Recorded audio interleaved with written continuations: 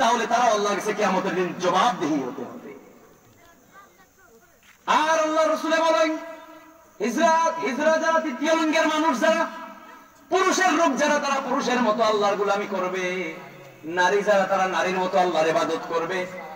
আর যদি হিজরার মধ্যে এইভাবে ঘটনা ঘটে, কখনো দেখা যায় তৃতীয় লিঙ্গের মানুষ হিজরা যারা, না পুরুষ না নারী, তার মধ্যে পুরুষত্ব নাই নারীত্ব নাই, এইভাবে তারা আল্লাহ দুনিয়ার সৃজন করছেন।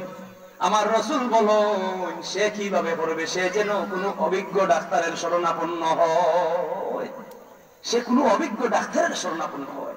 আর বলা হচ্ছে হিজরা যারা, তাদেরকে তোমরা অবহেলা করিও না, তাদেরকেও তোমরা সাহায্য করো, তাহাদের কাজে কর্মেও তোমরা সাহায্য করো, যদি তারা এক আল্লাহর বিশ্বাসী হয়, যদি তারা মুশরিক না হয়। আল্লাহু আকবার। ইন্নাদ-দীনা ইনদাল্লাহিল ইসলাম। ইসলাম কমপ্লিট কোড অফ লাইফ। ইসলাম হচ্ছে একটি পূর্ণাঙ্গ জীবন ব্যবস্থা।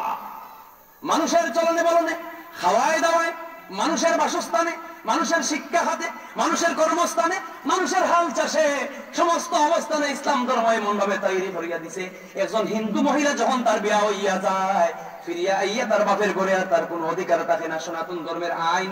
অথচ আমার আল্লাহ ইসলাম ধর্মের মধ্যে হইল যে একজন নারীর বিয়া হয়ে গেলে তার স্বামী তার কাছে গিয়া খাবিন পাইব, তার স্বামী মারা গেলে তার স্বামীর তেজ্যবিদ্যে দুফনি পাইব, তার খাবিনও থাকবো। এবং ফিরিয়া আইয়া দুই ভাইয়ে, এক ভাইয়ে যতখান সম্পদ বাপের করে পায়, দুই বইনে অতখান সম্পদ পায়। ইসলাম ধর্মের আইন কি দিল না ইসলাম? নারী জাতির দাম, নারী জাতির ইজ্জত, নারী জাতির অধিকার, নারী জাতির আব্রু, নারী জাতির স্বাধীনতা কিয়ামত পর্যন্ত কায়েম করে দিল। যে যুগে নারী জাতির কোনো দাম ছিল না, আমার নবী দুনিয়া থেকে নারী জাতির দাম রে কায়েম করে দিছেন। ও দুনিয়ার মা বোনেরা, পর্দার বাহিরে